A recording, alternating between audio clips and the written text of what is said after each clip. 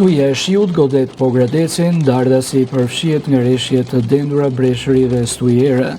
Reshjet e dendura të shiut shoqëruara me breshër dhe stuhiere kanë përfshirë pasditën e kësaj të premte zonën e Dardasit, ku të gjitha fshatrat e njësisë administrative të Pogradecit kanë krijuar situata problematike në disa akse rurale. Për shkak të motit të keq, është shkëputur përkohësisht furnizimi me energji elektrike në Dardas, ndërsa rrugët janë përmbytur nga vërshimi i ujit.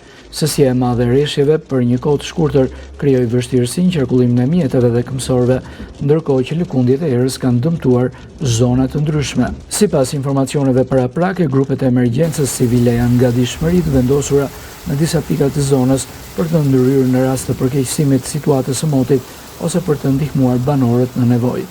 Autoritetet lokale bëjnë thirrje për kujdes të shtuar dhe shmangje të lëvizjeve të panevojshme deri në përmirësim të kushteve atmosferike.